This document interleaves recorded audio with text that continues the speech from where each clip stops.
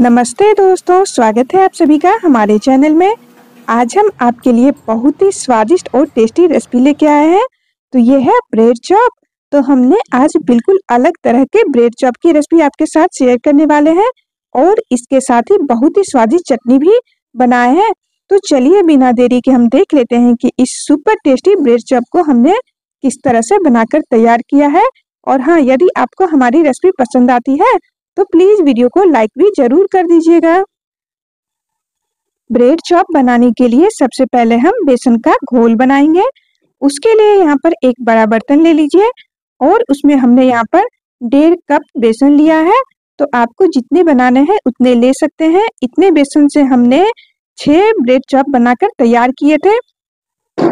बेसन में हमने 2 चुटकी हींग डाल दिया है। बेसन की कोई चीज बना रहे हो तो हींग जरूर डालें। और आधा छोटा चम्मच नमक डाल दीजिए। 1/4 छोटा चम्मच इसमें हल्दी का पाउडर डाल दीजिए और थोड़ा सा यहाँ पर हमने तीखा वाला लाल मिर्ची का पाउडर डाल दिया है। सभी चीजों को मिला लीजिए और थोड़ा थोड़ा पानी डालते हुए इसका हमें घोल बना लेना है। बेसन का घोल ना तो हमें ज्यादा पतला बनाना है और ना ही ज्यादा गाढ़ा बनाना है। तो देखिए इस तरह से बनाकर तैयार कीजिएगा।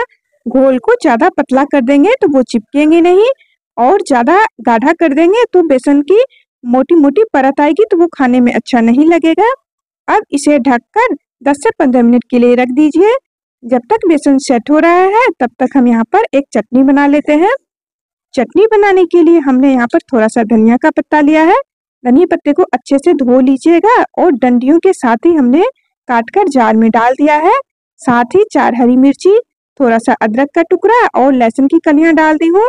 यहाँ पर 1/4 छोटा चम्मच मैंने काला नमक डाल दी हूँ। अब थोड़ा सा यहाँ पर मैं डाल रही हूँ सफेद नमक और इसके साथ ही इसमें जाएगा चाट मसाला, ताकि हमारी चटनी जो है वो खट्टी मीठी और चटपटी तीखी बनकर तैयार हो। तो उसके लिए हमने यहाँ पर 1 चम्मच चीनी भी डाल दी हूँ। अब इसमें हम 1 नींबू का रस निचोड़ कर डाल देंगे। अब जार में हम डालेंगे थोड़ा सा ठंडा पानी और जार का ढक्कन बंद करके अच्छे से पीस लेंगे। तो देखिए हमारी चटनी बनकर तैयार हो गई है। ठंडा पानी डालने से चटनी का कलर अच्छा आता है।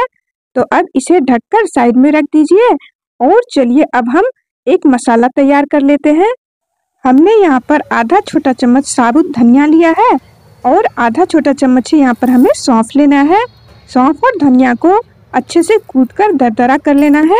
बहुत ही बारीक पाउडर नहीं तैयार करना है, बस दरदरा इसे हमें कूट लेना है। तो देखिए इस तरह से हमने दोनों चीजों को कूट लिया है और अब गैस पर एक कढ़ाई को हमने गर्म होने दे दिया था। कढ़ाई जब हल्की गर्म हो गई तो मैं यहाँ पर थोड़ा सा सरसों का तेल डाली हूँ। तेल को धुआं आने तक गर्म कीजिए। जैसे ही तेल गर्म हो गया यहाँ पर हमने आधा छोटा चम्मच जीरा डाल दिया है। जीरा जैसे ही भून गया तो इसमें 2 पिंच हींग डाल दीजिए। हींग डालने के तुरंत बाद ही हमने जो धनिया और सौंफ को कूट के रखा है वो सारा का सारा इसमें डाल देना है। गैस का फ्लेम मीडियम कर दीजिए और इन्हें भी अच्छे से भून जाने दीजिए। कुछ देर बाद जब सारी चीजें भून गई तब यहाँ पर हम प्याज डाल दिए हैं। एक बड़ा साइज का प्याज लिए थे और देखिए इस तरह से टुकड़ों में काट के डाल दिए हैं। प्याज को हमें कुछ देर भून लेना है। देखिए प्याज भून गया है तो इसके बाद हमने इसमें आधा इंच अदरक का टुकड़ा, 3 हरी मिर्ची और 8 से 10 कलियां लहसुन की ली थी, सभी को कूट कर डाल दिया है। अब अदरक, लहसुन और हरी मिर्ची को भी प्याज के साथ लगभग 1 से 1.5 मिनट भून लेना है, जब तक इसका कच्चापन दूर ना हो जाए। कुछ देर बाद देखिए जब सारी चीजें अच्छे से भून गई तो मैंने यहाँ पर आधा छोटा चम्मच नमक डाल दिया है, 1/4 छोटा चम्मच हल्दी का पाउडर, आधा छोटा चम्मच चाट मसाला डाल दीजिए और इसमें आधा छोटा चम्मच लाल वाला मिर्ची का पाउडर डाले हैं और यहाँ पर 1/4 छोटा चम्मच गरम मसाला डाल दीजिए। सभी मसालों को प्याज के साथ मिक्स कीजिए। इसे भूनना नहीं है, बस 10 से 15 सेकंड भूनना है हमने। अब इसमें हम डाल देंगे आलू। हमने आधा केजी आलू लिया था। आलू को 1 घंटा पहले ही उबाल कर और अच्छे से ठंडा कर कर छील लीजिएगा। और यहाँ पर हमने इसके मोटे मोटे टुकड़े ही रखे हैं। मसालों के साथ मिलाते मिलाते ही इसे मैं तोड़ लूंगी। आप चाहे तो पहले से भी तोड़ या फिर कद्दूकस करके भी आलू को ले सकते हैं। तो देखिए आलू को हमने बहुत ही अच्छे से मसालों के साथ भून लिया है और ये बिल्कुल चोखा जैसा बनकर तैयार हो गया है। आलू को हमने 3 से 4 मिनट भूना है। बढ़िया से आलू को भूनिएगा आप भी। अब यहाँ पर हम थोड़ा सा हरे धनिया को डालते हैं और अच्छे से मिलाकर आलू को किसी बर्तन में निकालकर और पूरी तरह से इसे ठंडा कर लीजिए। हमने गैस का फ्लेम बंद कर दिया है धनिया पत्ता डालने के बाद ही। कढ़ाई में से सारे आलू को निकालने के बाद इसी कढ़ाई को अच्छे से धोकर और फिर से गर्म करके इसमें मैंने रिफाइंड तेल डालकर गर्म होने दे दी हूँ। और यहाँ पर ले ली हूँ मैं ब्रेड आप कोई सा भी ले सकते हैं जो आपको पसंद हो। और यहाँ पर अब हम ब्रेड को गोल टुकड़ों में काट लेंगे। ब्रेड को गोल शेप देने के लिए मैं यहाँ पर कटोरी का इस्तेमाल करूंगी। आप चाहे तो ग्लास का भी इस्तेमाल कर सकते हैं। और देखिए इस तरह से ब्रेड के ऊपर कटोरी को रखते हुए और अच्छे से दबाकर और जो ये एक्स्ट्रा है उन सबको हमें निकाल देना है। इसी तरह से हम सभी ब्रेड को काट कर तैयार कर लेंगे। तो यहाँ पर आपको जितने ब्रेड के बनाने हैं उतने आप पीस काट कर पहले तैयार कर लीजिए। तो देखिए कितना बढ़िया गोल शेप आया है इसका। तो एक और मैं आपको करके दिखा देती हूँ। तो इसी तरह से मैं चारों ब्रेड को कर लेती हूँ, बाकी का मैं बाद में करूंगी। तो अब हमने यहाँ पर थोड़ा सा लिया है टमाटर केचप और वो जो धनिया की चटनी बनाई थी वो भी ले लेना है। 2 ब्रेड के ऊपर हमें धनिया की चटनी लगानी है और 2 ब्रेड के ऊपर टमाटर केचप लगाना है। चटनी को ब्रेड के ऊपर अच्छे से ज्यादा लगाइएगा।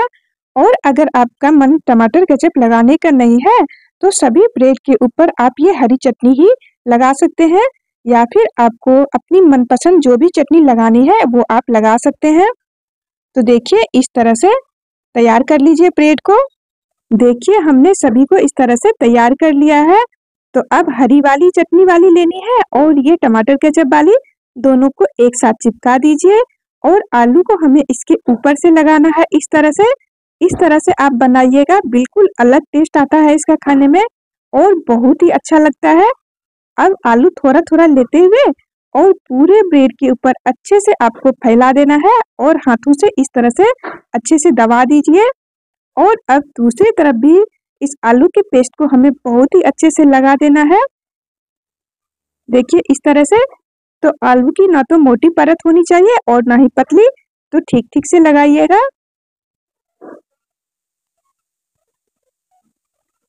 देखिए इस तरह से हमने कर लिया है अच्छे से। और इसमें अब जो बेसन का घोल बनाया था उसमें इसे डुबोना है और डुबोकर गरम तेल में इसे हमें डालकर अच्छे से फ्राई कर लेना है। तो ध्यान रखिएगा तेल को आपको अच्छा गरम करना है, ऐसा भी नहीं कि धुआं आना चाहिए। बस तेल अच्छा गरम कीजिए, गैस का फ्लेम मीडियम कीजिए और इसे तेल में डाल दीजिए। आराम से डालिएगा इस तरह से। और अब इसे अच्छे से एक तरफ से पकने दीजिए। जब ये लगे कि नीचे से पक गया है तब आपको पलट देना है और दूसरी तरफ से भी अच्छे से बेसन को पकने देना है। कई बार अलट पलट करते हुए देखिए हमने इस तरह से अच्छे से इसे फ्राई कर लिया है। अब इसे कढ़ाई के साइड में करते हुए जो भी इसमें एक्स्ट्रा तेल है उसे निकालते हुए आप इसे पकौड़े को निकाल लीजिए। तो ध्यान रखिएगा बेसन कच्चा नहीं रहना चाहिए, अच्छे से दोनों तरफ अलट पलट करके इसे हमें पकाना है। तो आप यहाँ पर देख सकते हैं कितना बढ़िया हमारा ब्रेड चॉप बनकर तैयार हो गया है। इसी तरह से हम बाकियों को भी फ्राई कर लेंगे। तो ध्यान रखिएगा इसे लो टू मीडियम फ्लेम पर हमें फ्राई करना है, तेज आंच पर बिल्कुल भी फ्राई नहीं कीजिएगा, नहीं तो ये ऊपर से जल जाएंगे और बेसन अंदर से कच्चे रह जाएंगे। तो आप भी एक बार इसे जरूर ट्राई कीजिएगा, खाने में बहुत ही ज्यादा टेस्टी लग रहा था। और यहाँ पर मैं आपको काट कर भी दिखा देती हूँ कि ये कितना बढ़िया दिख रहा है अंदर से। तो इस तरह से काट कर और इसे आप सर्व कीजिएगा और आप अपनी कोई भी मनपसंद चटनी बनाइए और उसके साथ इसे आप गरम गरम ही खाएं। बहुत ही स्वादिष्ट लग रहा था खाने में। तो एक बार ट्राई जरूर कीजिएगा और आपको कैसी लगी कमेंट करके जरूर बताइएगा। अब मिलती हूँ आप सबसे अपनी नेक्स्ट वीडियो में नई रेसिपी के साथ। यहाँ तक बने रहने के लिए आप सभी का बहुत बहुत धन्यवाद। Thank you.